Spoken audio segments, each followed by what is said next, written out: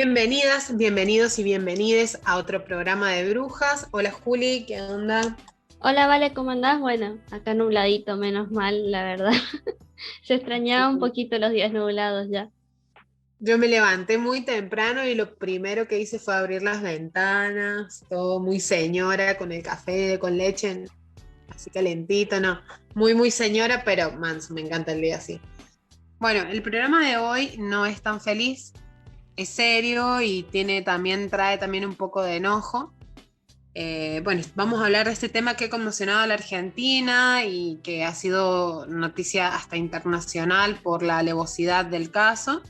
Vamos a hablar no sobre el caso puntualmente de Lucio Dupuy, sino que vamos a charlar sobre cómo se han manejado en el caso de Lucio Dupuy.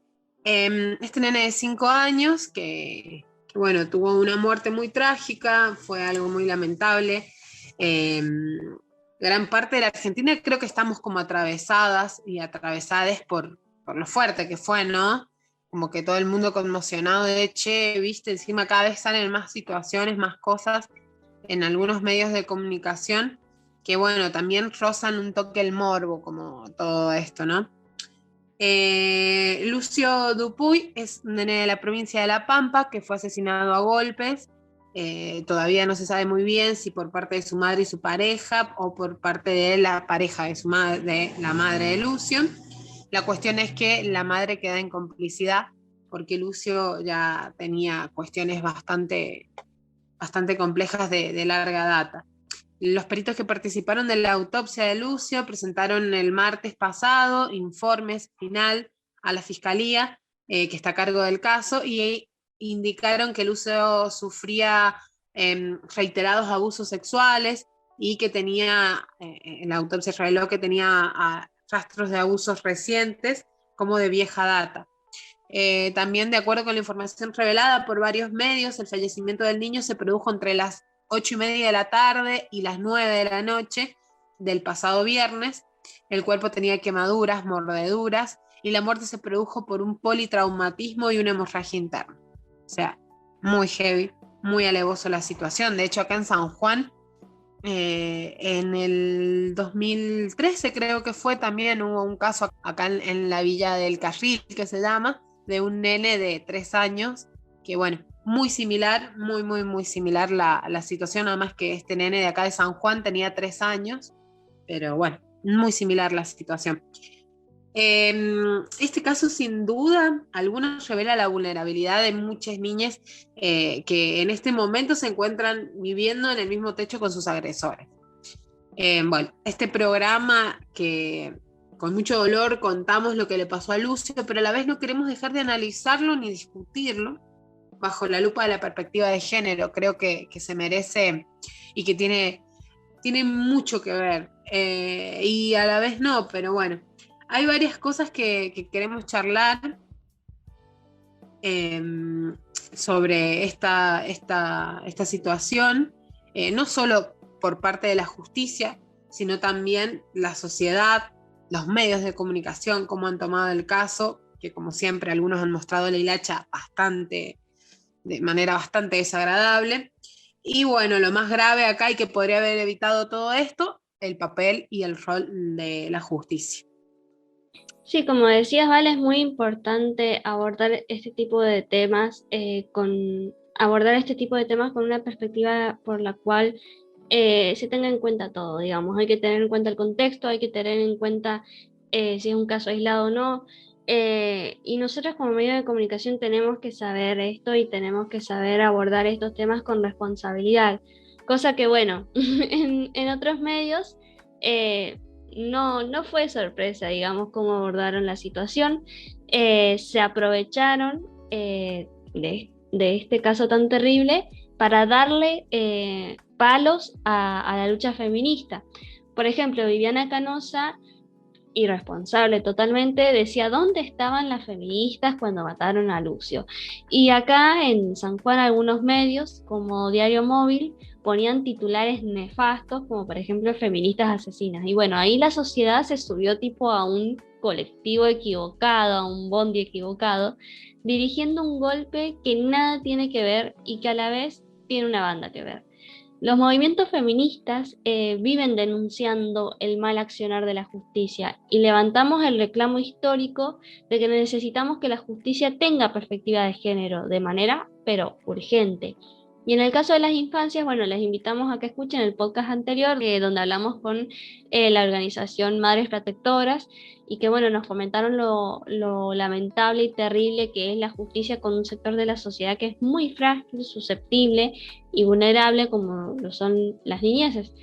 Y bueno, sin más, vamos a charlar con Gaby Blanco, que es una abogada que forma parte del CABID, que es el Centro de Abordaje Integral de la provincia que trabaja con las violencias de género.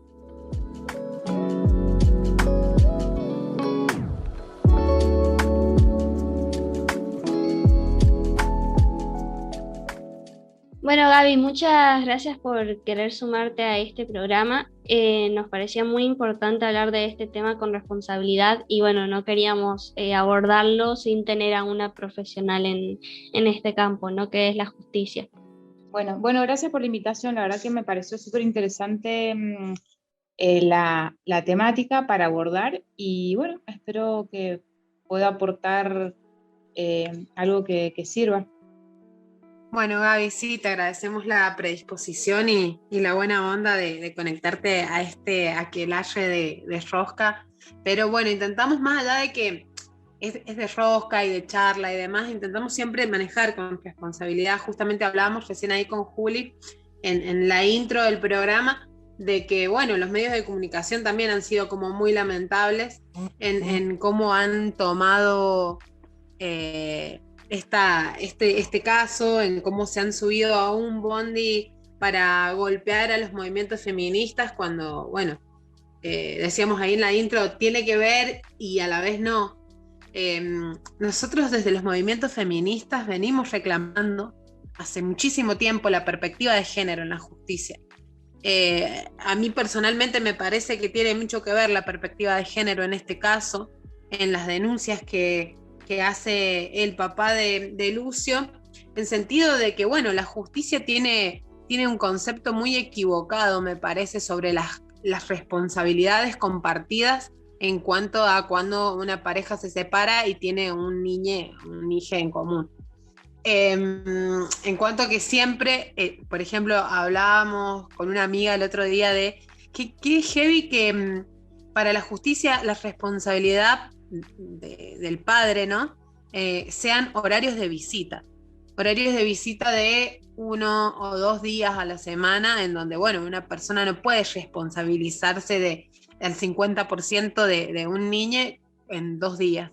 Y después que, bueno, eso beneficia a una cuestión machista de que la madre es la que tiene que estar a cargo, sí o sí, de les hijes, y sea como sea y de manera indiscutida, así pueda o no pueda, o así, en qué sentido pueda o no pueda, ¿no? En sentido de que pueda quizás o no económicamente, con lo que conlleva, y sabemos cómo es el tema de las mujeres en relación a los cuidados, y a la vez también en esto de padres que por ahí denuncian situaciones que son un grupo muy reducido, muy poco, porque hay muchos hombres que se suben al bondi de la liviandad en la responsabilidad de la paternidad, y que bueno, está todo re bien si te dan 2 días a la semana para hacerte cargo de tu hija, un toque y chao.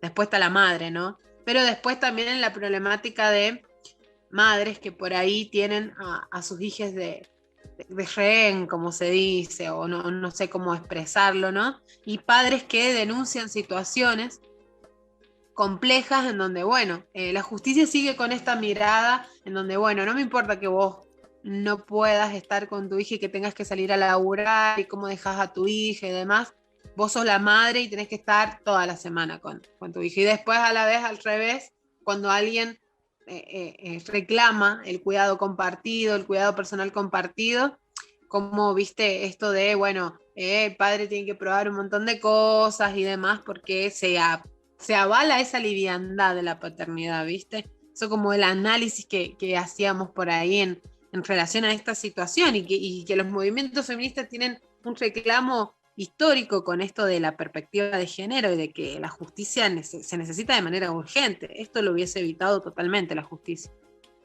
Sí, sí, yo coincido con ese punto de vista. Si les parece, yo hice así como una especie de análisis más integral del fenómeno. Acudí a ver algunos datos específicos de este hecho con algunas páginas un poco más confiables, digamos, de información. Y el caso de este niño, de Lucio Dupuy, es un caso que conmocionó a todo el país, porque se trata de un niño de 5 años que fue asesinado a golpes, y por este homicidio están detenidas tanto su madre como la pareja, la novia de la mamá del niño, de Lucio. Lo que se sabe, si hablamos en términos, digamos, del hecho en concreto, este hecho es muy reciente, ocurrió el 21 de noviembre pasado, está en plena etapa de investigación, y lo que se sabe es que Lucio murió el 21 de noviembre pasado, como les dije, y que según un informe preliminar de autopsia tenía quemaduras, mordeduras, y que su muerte se produjo por politraumatismos y una hemorragia interna. Uno de los fiscales del caso, de apellido Carola, el doctor Carola, elevó un pedido al Ministerio de Salud de La Pampa, esto lo estuve leyendo, en donde vivía Lucio, por la cantidad de veces que el niño había ingresado a diferentes centros de salud con lesiones graves, sin que los médicos hayan denunciado nada al respecto. Otro de los fiscales del caso, de apellido Martos, informó que dentro del ámbito del Ministerio Público Fiscal o en la unidad de género, niñez y adolescencia no existe una denuncia formal de maltrato en perjuicio de Lucio. Y este mismo fiscal habló de que aparentemente habría un maltrato infantil crónico en el niño. Yo creo que, y por este hecho, ya lo mencionamos, están detenidas su mamá, que se llama Magdalena Espósito Valente, la mamá de 24 años de edad, y su pareja, su novia Abigail Páez, de 27 años de edad. Todos estos datos han sido difundidos en todos los medios de comunicación, y están imputados del delito de homicidio. En el caso de la mamá, homicidio calificado por el vínculo, por ser la madre, y en el caso de Páez, la pareja, homicidio simple. Ahí tal vez tenga que haber un reajuste de calificación, porque ella es una progenitora afín, en todo caso, vivía con el niño, para un agravante por el vínculo. Esto en términos legales. Y también se está investigando si hubo abuso sexual en perjuicio de Lucio, porque según este informe preliminar de la autopsia, tenía lesiones compatibles con abuso. Eso está en etapa de investigación. La verdad que no se puede hablar, o al menos yo no me animo a hablar de ninguna otra cuestión en particular del caso, porque está, como dijimos, en plena etapa de investigación. A ver, una de estas cuestiones que mencionaron, que estaban debatiendo, creo que es una de las miradas que hay que hacer sobre este fenómeno, y creo también que surgen otras cuestiones que me gustaría mencionarlas. Si les parece, las podemos charlar más en profundidad, que tienen que ver con diferentes cuestiones. Por un lado, hablamos en este caso, podemos hablar de maltrato en la infancia, ¿no? El fenómeno del fenómeno del maltrato en la infancia, de las tareas de cuidado, y un poco haciendo alusión a esto que estaban mencionando ustedes recién, el deber de denunciar cómo se actúa en el ámbito de la salud, cómo se actúa en el ámbito de la educación y en el ámbito judicial. Podemos hablar también, como también mencionaron ustedes, de una perspectiva de género y de lo que este fenómeno también originó, este caso tan lamentable también originó, que es lo que le llaman lesbodio. Como diferentes aristas, digamos, que creo que pueden disparar, que este caso puede disparar. Por un lado, lo que les comentaba sobre el maltrato en la infancia, hay que tener en cuenta que, bueno, que hay muchos factores que influyen para que un niño o una niña sea maltratada por sus propios progenitores, madre, padre, o quienes están a su cuidado, por sus propios familiares. Uno de estos principales, de estos factores que influyen, es, sin lugar a duda, la historia transgeneracional de maltrato en la propia familia, ¿sí? Con historias traumáticas que se van transmitiendo de generación en generación, se van transmitiendo estas incompetencias parentales de una generación a la otra. Sí, a ver, lo vemos diariamente, digamos, y sabemos que hay una justificación de los castigos en la crianza, ¿no? Se justifica el zamarreo, el chirlo, el golpe a los niños y a las niñas, con lo cual este tipo de violencia queda silenciada y naturalizada, ¿no? Como una pauta de crianza y que solo causa conmoción cuando esto llega al extremo de matar. Pero en estadios anteriores esto es como natural, por decirlo de alguna manera, ¿no? Es un modo de disciplinamiento que nos lleva, digamos, a pensar que los niños y las niñas son propiedad de sus progenitores, de sus cuidadores, ¿no? Y llegamos a esta máxima de con mis hijos no te metas, ¿no? Digo, haciendo como alguna traspolación a mensajes que tienen que ver con esta problemática. Y en cuanto a esto, bueno, podríamos preguntarnos qué hacer, cómo atenuar, en realidad, bueno, cómo proteger a los niños y a las niñas. Hay que cuidar el cerebro de los niños y las niñas, y para ello también hay que cuidar a sus progenitores y a las instituciones a donde acuden, promoviendo también crianzas con apego seguro. Esto, por un lado, es lo que tiene que ver con lo que se denomina normalmente adultocentrismo, ¿no? Y niños, niñas y adolescentes como propiedad de sus madres, sus padres, de sus cuidadores, sin tener en cuenta que son sujetos de derechos, ¿sí? Y que sus derechos y garantías están avaladas por leyes, legislaciones tanto nacionales como internacionales. Por otra parte, también creo que sale a la luz esto que ustedes estaban debatiendo con relación a las tareas de cuidado, ¿no? Y dónde se pone el foco en el cuidado, en la crianza de los niños, niñas y adolescentes.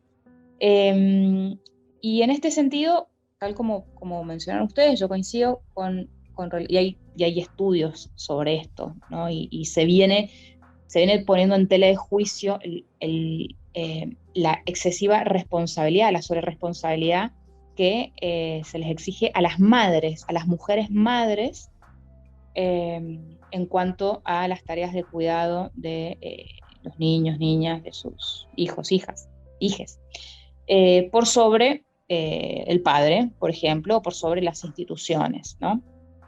Acá también podemos hablar un poquito y mechar con lo que es, bueno, las tareas de cuidado comunitarias, ¿no? Hay quienes están, bueno, promoviendo volver a lo comunitario, volver a lo originario, ¿sí?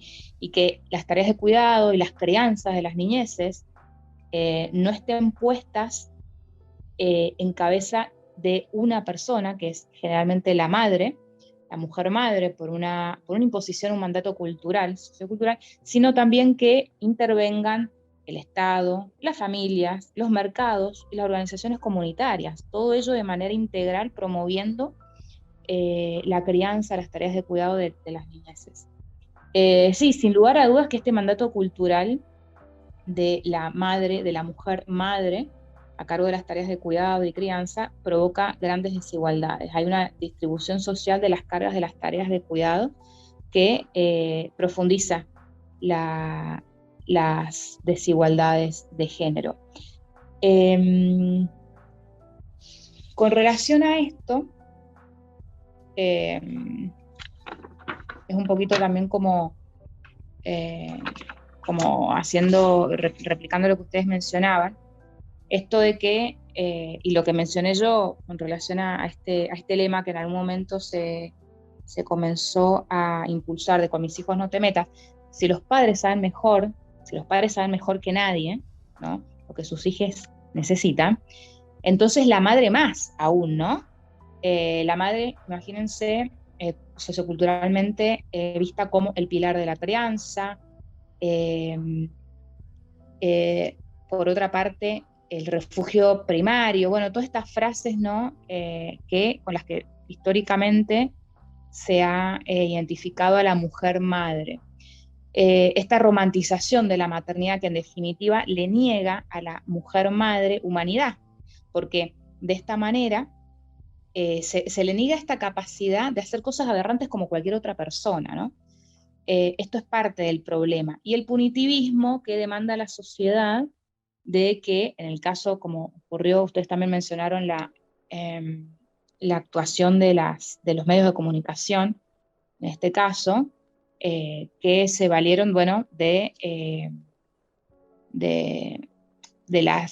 estas dos mujeres, pareja, como lesbianas, feministas,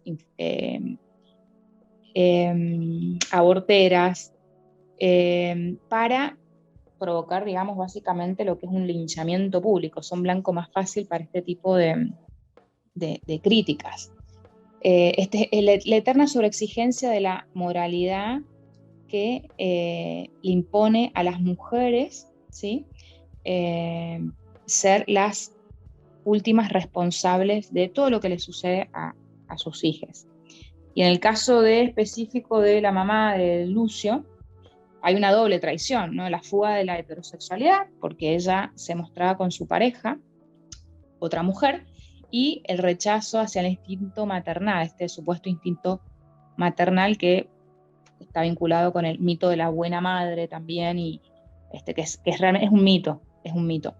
A ver, vamos a decir que con relación al caso este en particular, no se puede dejar de lado las características, ¿no? que ha tenido, el hecho de haber maltratado, torturado, golpeado hasta provocarle la muerte a un niño de 5 años es un hecho aberrante, que escapa, sin duda, o va más allá del género de la persona que haya cometido este hecho aberrante. De hecho, conocemos muchos casos de parejas, en su gran mayoría heterosexuales, que se ponen de acuerdo de manera increíble para golpear hasta la muerte a sus hijas. Entonces, esto va más allá, ¿sí?, del género de perpetrador de estos hechos. En este caso, en el caso particular de Lucio, ha habido, este infanticidio realmente ha cobrado una relevancia mediática mucho mayor que muchos otros infanticidios.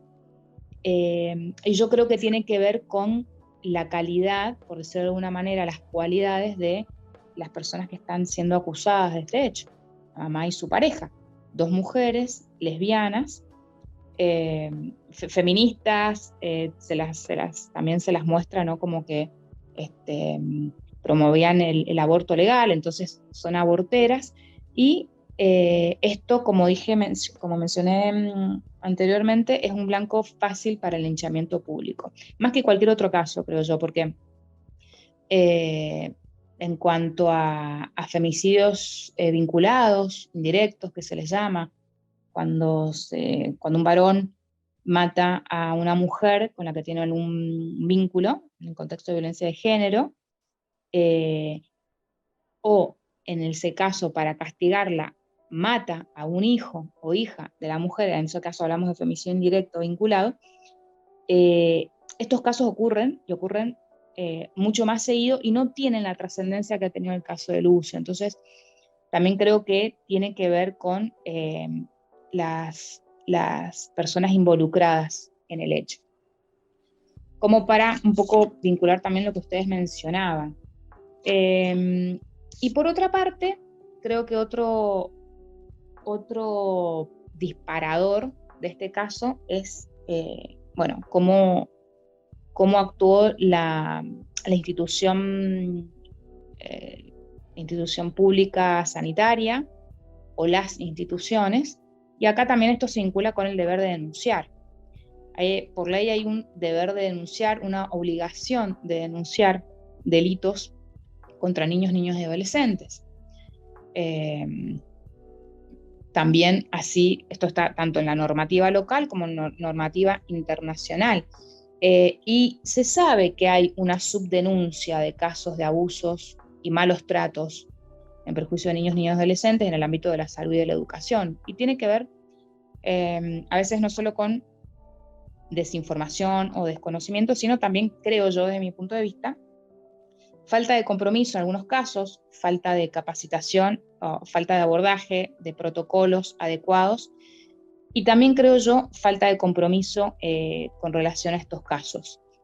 Si bien se estima que hay un porcentaje importante de denuncias que provienen de estas instituciones públicas, sabemos también que en relación a la cantidad de casos que hay subdenuncias, o sea, no se denuncian menos casos de los que acuden a estas instituciones. En este caso, uno de los fiscales que está investigando el homicidio de Lucio mencionó que tuvo entre el 2020 y 2021 y primeros meses del 2021 5 ingresos a diferentes centros de salud.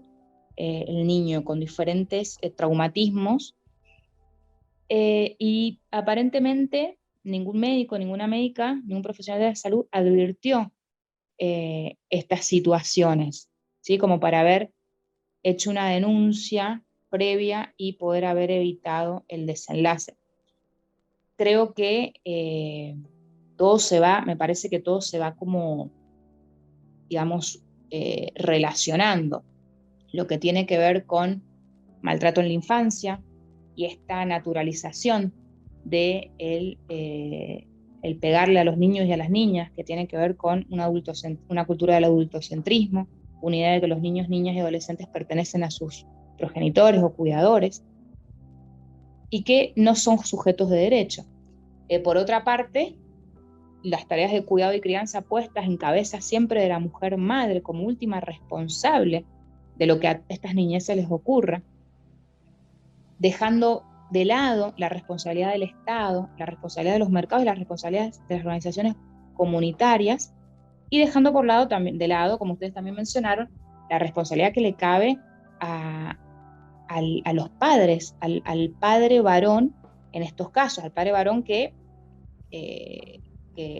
digamos, se encuentra separado de la progenitora, ¿no? Y que, como decían ustedes, tiene a su favor un régimen de comunicación, que en muchos casos este régimen de comunicación implica ver al niño o a la niña, como dijeron ustedes, 2 veces a la semana. Bueno, y por otra parte, este deber de denunciar, que en muchos casos no es cumplido. Esto puede llevar a consecuencias para los profesionales de la salud y del ámbito educativo de incumplimiento de los deberes de funcionarios públicos, en el caso de las instituciones sanitarias, o de mala praxis o de abandono de persona incluso.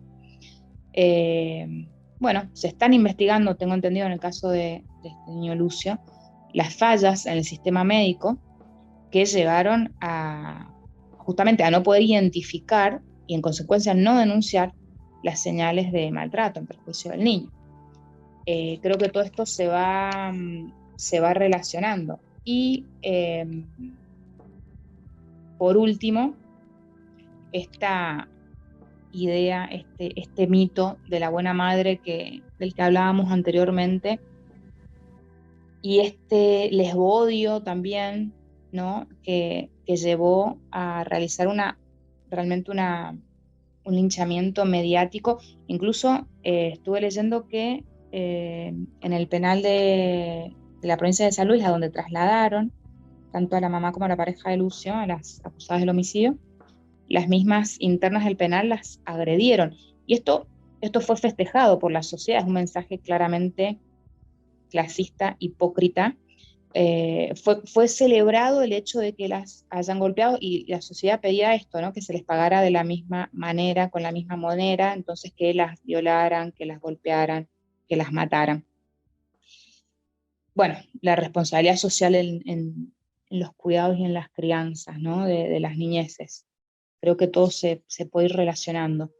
Yo, a ver, como modo de conclusión de esto que mencioné, como para pensar en salidas o en alguna salida, creo que la niñez y la adolescencia tiene que ser una política de Estado prioritaria que atraviese todas las medidas estatales, con formación constante sobre protocolos de atención a niños, niñas y adolescentes en todos los ámbitos educativos, de salud, evaluación constante de las instituciones estatales, de los protocolos, para detectar las fallas, para ver cómo están trabajando, un abordaje integral que articule todas las políticas públicas en pos de los cuidados y el desarrollo de las niñeces. Otra cuestión que es como sumamente importante, ya nos vamos como a algo más particular, pero en el ámbito de la salud es realmente necesario tener una historia clínica unificada, digitalizada en los hospitales públicos. En el caso de Lucio, por lo que leí y por lo que escuché que dijo uno de los fiscales del caso, los últimos 5 ingresos a instituciones sanitarias lo fueron a diferentes instituciones sanitarias. De esta manera es más difícil detectar el caso de maltrato. Si tuviésemos una historia clínica digital unificada en los hospitales públicos, es más sencilla la detección. Por otra parte, no contamos con estadísticas, no tenemos estadísticas de infanticidios ni de la identidad de género de quienes cometen estos homicidios para hacer un diagnóstico de la situación. Y por último, como una pata más, esto que mencionamos de desterrar la idea de la maternidad obligatoria, ¿no? Para pensar y desarmar esta violencia adultocéntrica. Bueno, un poco, o sea, mencioné lo que yo había pensado con relación al caso en particular, las cuestiones que a mí me disparaba, aquellos ejes, digamos, que me parecen importantes para destacar en este caso en particular. Para generalizar, digamos, no quedarnos en el caso particular, la verdad que yo no conozco mucho más del caso que lo que mencioné. Bueno, un caso que está en boca de todas las personas en este momento. No sé qué opinan, o si quieren que hablemos de algo en particular. Sí, la verdad que me parece muy zarpado tu análisis, Gaby, porque, bueno, viste que, nada, después los medios, viste que generan como una opinión pública, son como generadores hasta de ideas, por ahí hay personas que se educan con los medios de comunicación o que toman de una manera muy fuerte lo que dicen los medios o cómo se expresan o en qué sentido se expresan. Y bueno, el papá de Lucio, en este caso, él decía que había denunciado y que la justicia no lo escuchó. Es como, bueno, confuso ahí, no se sabe qué onda. Y después, bueno, también esto que decís vos del adultocentrismo, que, wow, qué complejo, qué presente y qué naturalizado que está. A mí me toca un caso muy, muy de cerca, también en una situación parecida de adultocentrismo de una madre hacia una niña, y bueno, es como, bueno, ¿cómo demostrás a la justicia ponerle violencia psicológica? Más que audios, llamadas, mensajes o cosas así como muy... Y que sin embargo aún así, no, es la madre, ¿viste? Y es como, bueno, no se puede hacer nada. Pero después esto de que, por ejemplo, en el caso de Lucio, que acá también hubo un caso muy similar hace varios años, de una, que en este caso fue un menor el que mató al nene de un golpe. Creo que fue un pibe de 17 años, fue re heavy ese caso también acá. Los también habían dicho que nunca habían visto algo similar, porque este nene también tenía quemaduras de cigarro y cosas así, muy similar, muy, muy, muy similar.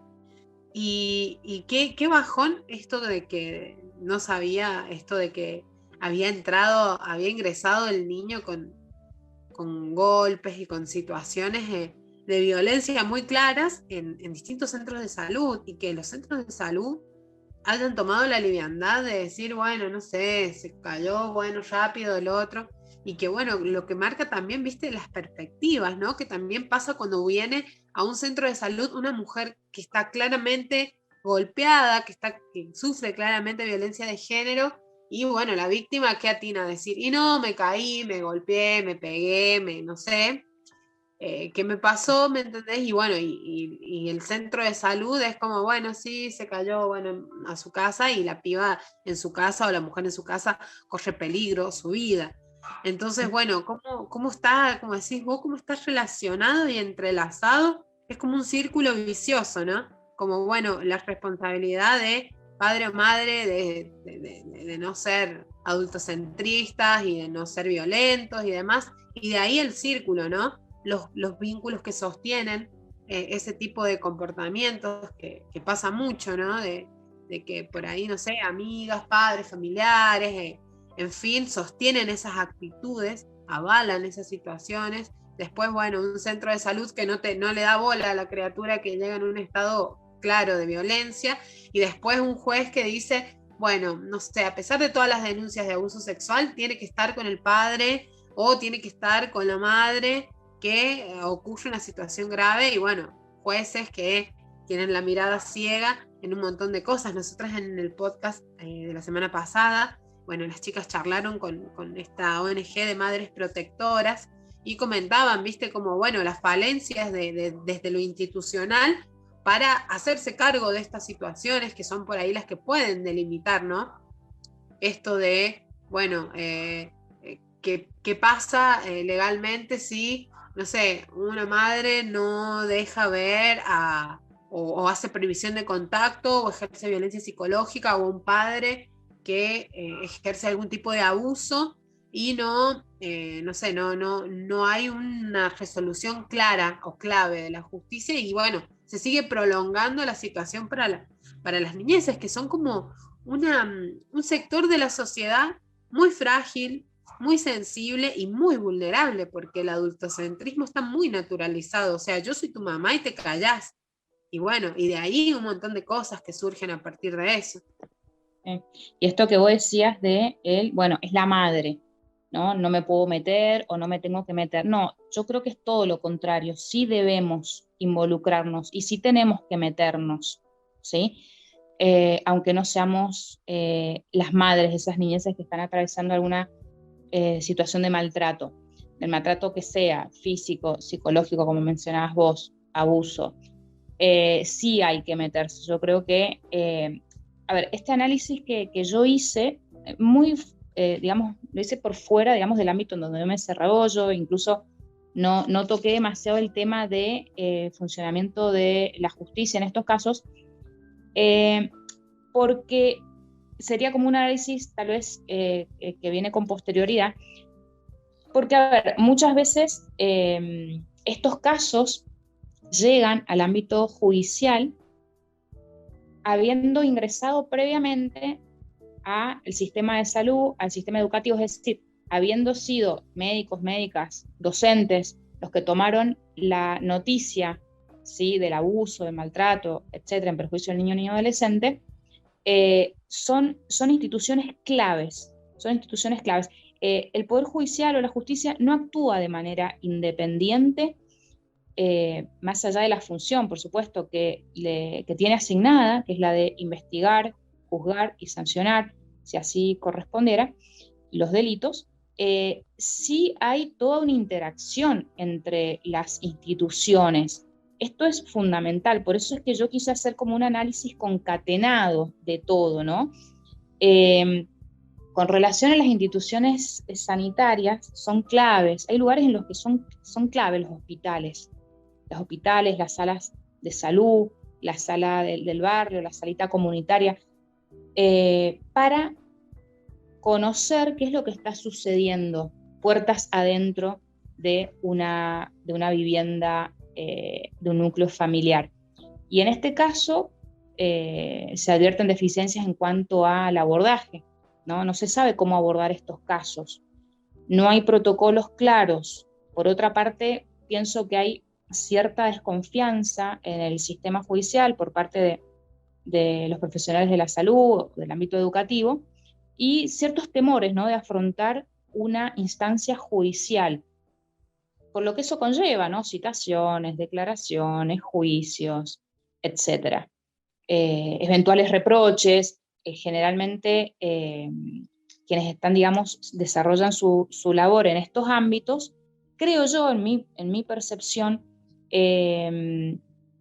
tienen esta serie de temores, y tal vez esto influya también para la subdenuncia, ¿sí? Para que no, estos hechos no sean conocidos en la justicia. Por otra parte, luego tenemos la actuación judicial, ¿no? Que va por otros carriles.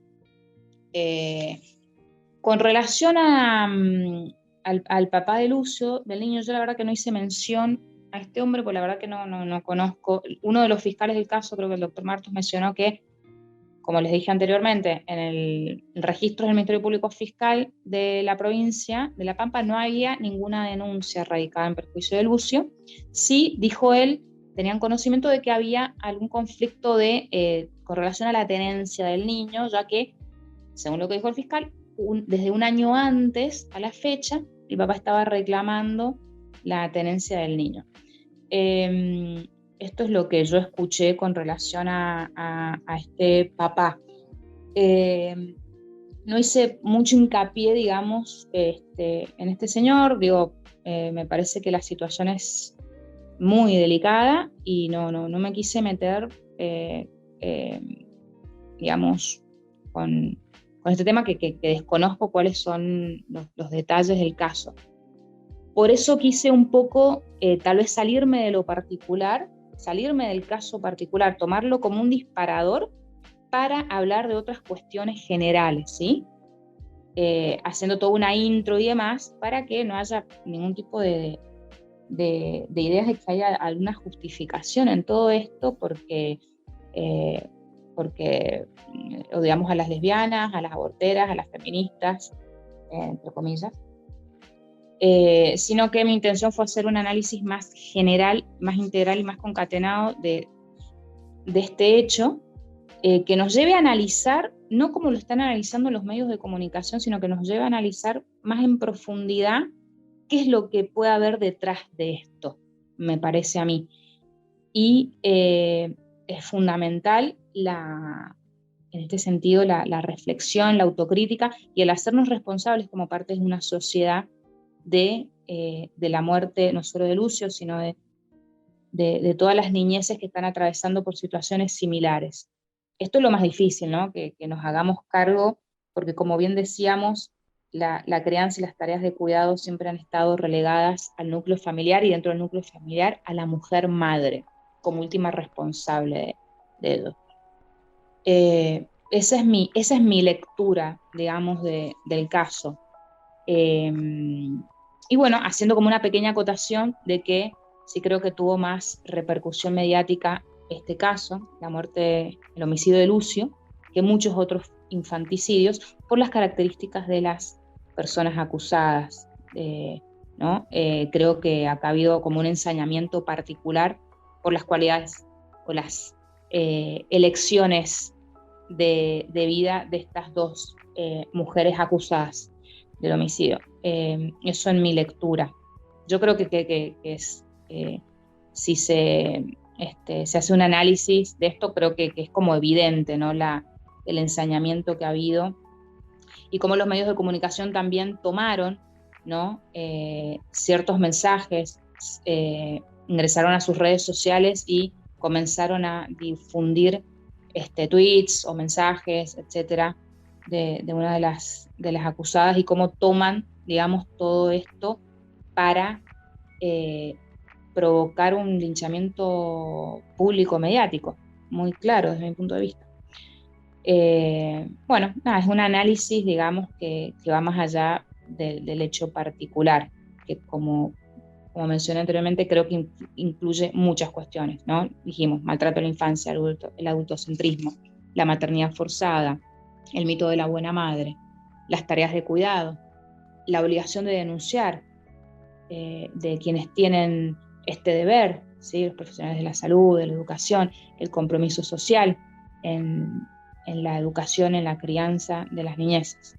Sí, muy interesante todo tu análisis, Gaby. La verdad que estamos muy contentas de que hayas podido expresarte de tal manera y hablar de cosas de una manera general también, porque es cierto, esto influye no solo en cierto ámbito, en cierto aspecto, sino también de forma general en todas las instituciones, en todos los casos que mencionaste. Lo que sí, bueno, nosotros también destacamos mucho eso que decías bueno, por el caso de las denunciantes, capaz el género, la sexualidad y demás, se les dio mucha más como atención, y nos llama la atención lo rápido que capaz funcionó la justicia en este caso al momento digamos, de la detención y todo. Y en otro tipo de casos en donde, digamos, el acusador, la persona que ejerce violencia es un hombre, también, bueno, a mí me recuerda un montón el caso de Nail Galarza, un caso también que fue muy mediático, que también se miraba las redes sociales de la chica, se compartieron un montón de fotos, entonces uno empieza a pensar, bueno, ¿por qué se nos da tanta atención en los delitos, en este tipo de acusaciones, en este tipo de casos? Pero al hombre se lo tiene como ya naturalizado y tiene cierta impunidad en eso. Obviamente no hay que sacar el foco en cuestión del caso de Lucio y un montón de niños, niñas y niñas que capaz estén en la misma situación en la que con sus madres no la están pasando bien, tienen situaciones de violencia y hay padres que están luchando por la tenencia. No hay que sacar el foco de eso tampoco, pero sí hay que tener en cuenta que, bueno, hasta qué punto se va a hacer tal diferencia cuando la persona que comete el delito es hombre, cuando la persona que comete el delito es mujer, también una mujer trans, un hombre trans. Eh, la verdad que es preocupante el hecho de cómo los medios se aprovechan un poco de que, bueno, no hay tantos casos en los que se acusa a una mujer lesbiana de tal cuestión, pero sí notamos que se ve la influencia, cómo se puede, digamos, hacer grandes cambios desde distintas instituciones y que sin embargo todavía no se las hace. Y si en La Pampa, en Buenos Aires, en cualquier otra parte, no se hacen esos cambios, no se hacen esas iniciativas para proteger a las niñeces, lo vemos muy difícil acá en la provincia, por todo el historial, digamos, de conservadurismo capaz que hay, pero también por la falta de la aplicación de la ley de Micaela, de una perspectiva de género. Uno puede llegar a decir, bueno, ¿y las feministas dónde están? Y bueno, pero no es esa la cuestión, sino, si, no importa si la acusada era o no feminista, estaba o no a favor del aborto, sino que están sacando la atención en el niño que sufrió y que no fue escuchado, que no tuvo contención, que no tuvo protección. Entonces es también muy fuerte de ver cómo los medios y por lo tanto la sociedad en consecuencia dejan de lado la situación del niño o la usan a su favor para desprestigiar a un movimiento. Sí, mirá, Julieta, con relación a eso quiero hacer una conexión, vamos a ver si podemos, si me sale. Hablando así muy cortito del caso concreto, lo que leí en una página un poco más confiable de información, que la muerte de Lucio se produce a las 20:30 horas del 21 de noviembre próximo pasado, que Páez, la pareja de la mamá, Abigail Páez, fue a una posta sanitaria con Lucio en los brazos que estaba cerrada. Buscó junto a una vecina ayuda en una sede policial en donde no lo pudieron asistir. Entonces otra vecina en su auto particular lo llevó al hospital Evita, en donde ya ingresó sin vida, al hospital Evita de Santa Rosa, donde ya ingresó sin vida. Esto para hablar del caso concreto particular. Esto que vos me decías de por qué la justicia actúa tan rápido en los casos de las mujeres, podemos decir, de las mujeres que matan, las mujeres madres que matan, las mujeres pareja que matan. Y yo creo que, a ver, por un lado, algo que mencioné anteriormente, esta romantización de la maternidad o esta visión de la mujer, ¿no? Como justamente habíamos dicho como criadora, como pilar de la crianza, como el núcleo de la familia, etc. Y con ello, con esta visión, ¿sí? Esta romantización de la figura de la mujer madre, se le saca humanidad. O sea, esta mujer que tiene estas cualidades de sensibilidad, de dulzura, de calidez, no puede matar, ¿no? Es como se le saca la humanidad y se le saca esta capacidad de poder hacer una cosa aberrante como cualquier otra persona, como lo que hacen los varones, vamos a decir, ¿no? Por un lado esto, me parece, y también se conjuga el hecho de que, a ver, lo quiero conectar con lo siguiente. Cuando una mujer mata, ya sea a su pareja, ya sea que comete un infanticidio, a su hijo, a su hija, cuando una mujer mata, es rápidamente detectada. Cuando un varón mata, ¿qué es lo que hace generalmente? Un varón mata en un contexto de violencia de género a una mujer, generalmente hace desaparecer el cuerpo. No encontramos el cuerpo, o vamos a tardar días en encontrar el cuerpo, ¿sí? Cuando una mujer mata, generalmente se queda en el lugar del hecho, y ahí la vas a encontrar, en el lugar del hecho, bajo shock, llorando, etc. Cuando un varón mata, va a salir a los medios de comunicación diciendo que lo que quiere es que su pareja aparezca, cuando él la ha matado y la ha hecho desaparecer. Entonces, no sé si se entiende lo que estoy queriendo decir. Ya tal vez en el caso de los varones que matan ya se abren como más líneas de investigación, ¿no? Es como que en primera instancia tal vez no está tan claro quién ha sido el autor de este homicidio, de este femicidio, de esta desaparición, ¿sí? Tal vez también se quiere instalar algún mensaje de que, no solo los varones matan, las mujeres también matan, ¿no? Me parece que puede llegar a conectarse esto.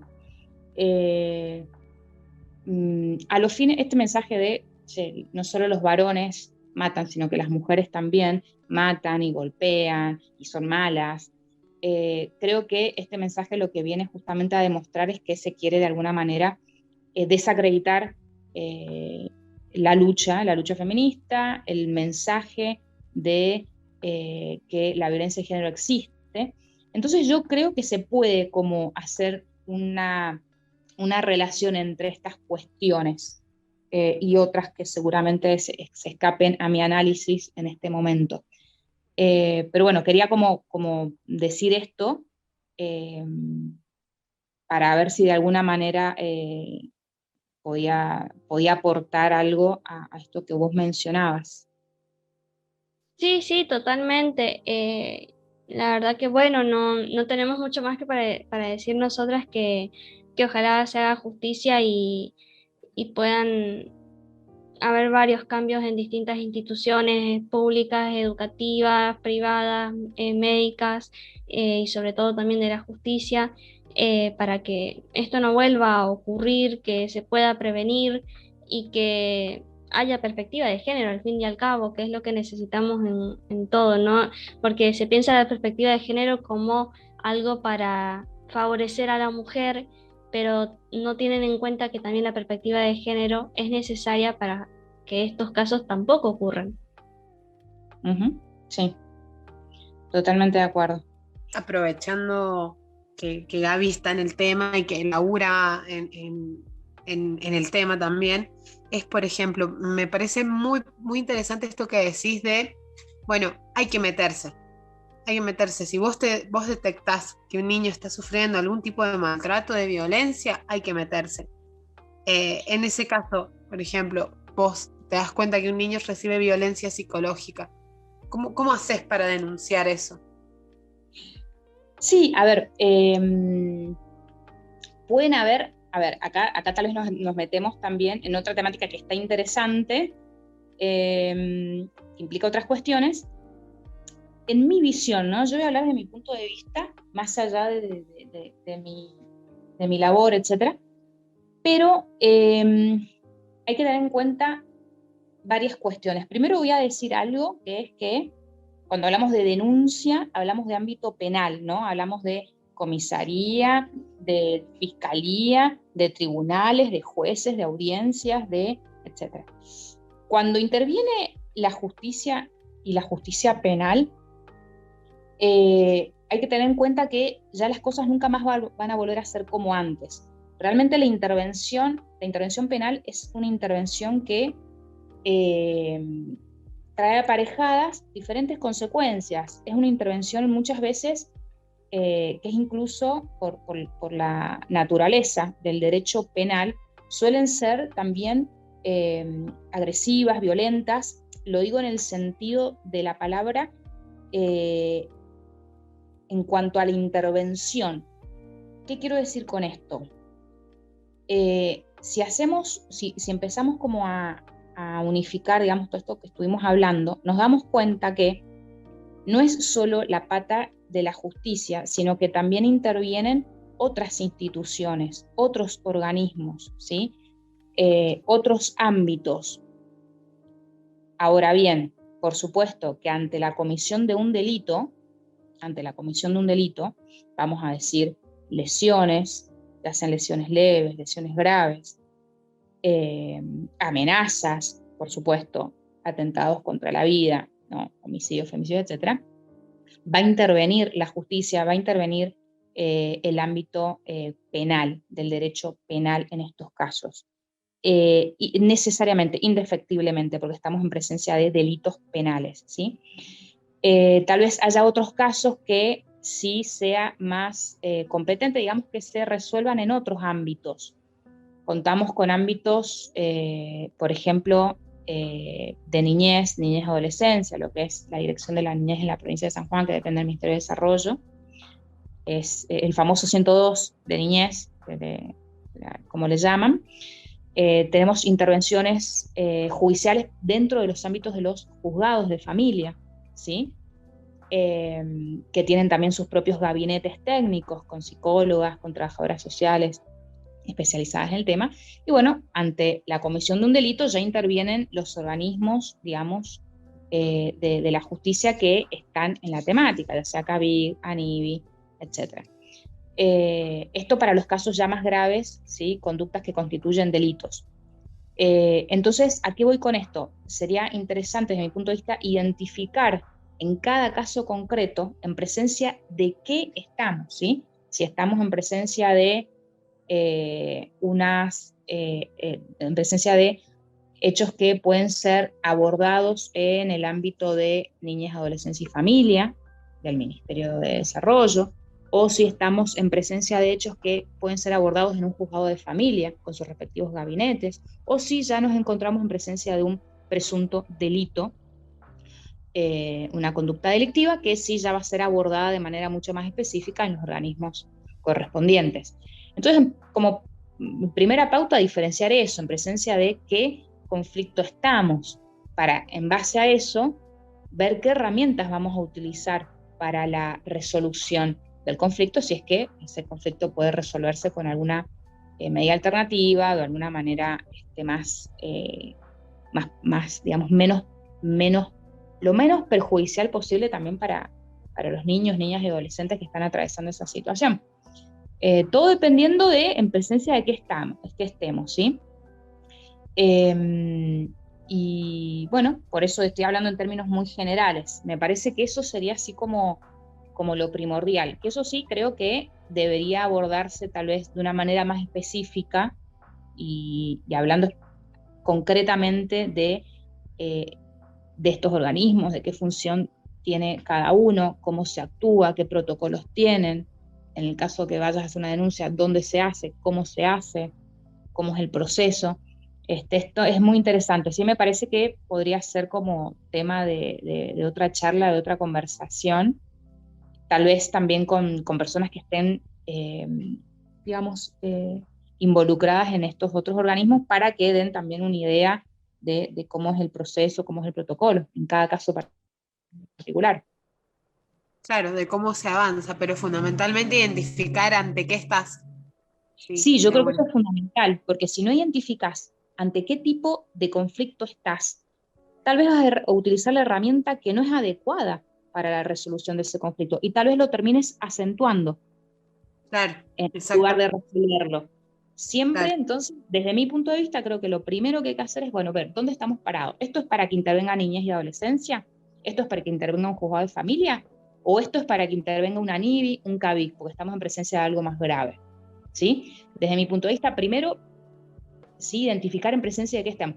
Y para esto también es súper necesario, creo yo, bueno, que todas las instituciones estén de alguna manera conociendo, ¿sí? Cuáles son sus obligaciones, sus deberes, obligaciones, y en qué ámbito a qué ámbito deben acudir según el caso en el caso que estén, digamos, abordando. Y si hay dudas, por supuesto.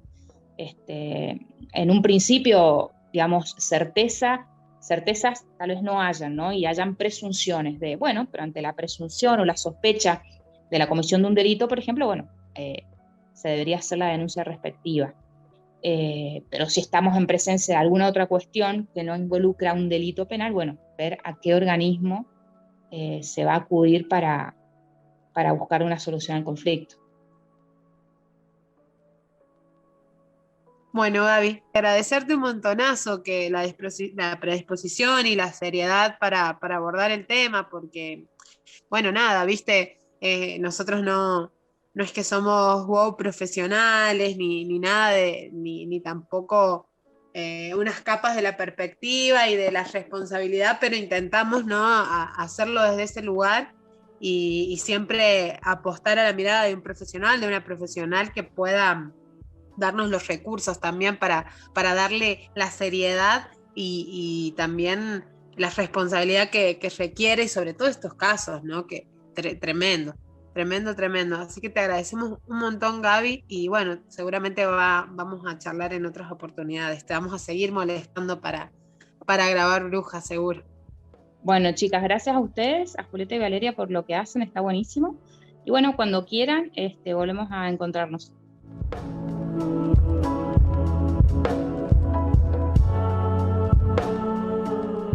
Bueno, vale, la verdad que es muy importante hablar de estos temas, ¿no? Y también con responsabilidad y seriedad. Y bueno, le agradecemos a Gaby por la predisposición nuevamente y por haberse tomado el tiempo de charlar con nosotras sobre todo esto. Sí. Muy zarpado y bueno, esperamos que les guste y que bueno, nada, que sirva de algo, que la gente que lo escuche por ahí, si está atravesando alguna situación o algo, le caiga la ficha y bueno, y protejamos a las niñeces que son quienes pagan los platos rotos de los adultos, siempre. Así que, nada, creo que eso va a ser todo de la rosca. Les recordamos que salimos los miércoles a las 20 horas por la radio comunitaria La Montonera, FM 102.9. Le mandamos un gran saludo a nuestra audiencia de Hachal. Y también, bueno, los viernes a las 20 horas estamos saliendo en vainillafresh.com.ar. En YouTube nos encuentran como Brujas en la Radio, que si no tienen ganas de escucharnos en un horario y día específico, pueden escucharnos cuando quieran en YouTube y en Spotify. En Spotify estamos como Brujas y en YouTube como Brujas en la Radio. Por otro lado, también los invitamos a que colaboren con este proyecto en cafecito.app. Nos buscan como Brujas en la Radio y ahí nos pueden aportar un cafecito de 50 pesos y de ahí en adelante lo que quieran. ¿Qué les cuesta 50p para este hermoso podcast? Bueno, y además también recordarles que si quieren chusmear alguna de las cosas que hay en Vainilla Fresh, es la verdad que muy zarpado, es un espacio multicultural, hay de todo para chequear, para leer, para escuchar musiquita, bueno, en fin, un montón de cosas muy zarpadas. Vamos a decir las redes de Vainilla Fresh para que puedan darse una vueltita. En Facebook están como Vainilla Fresh todo junto y en Instagram como vainillafresh.ok. Y bueno, pasen ahí por el blog para chusmear post y escuchar música y ver demás contenido en www.vainillafresh.com.ar. Además,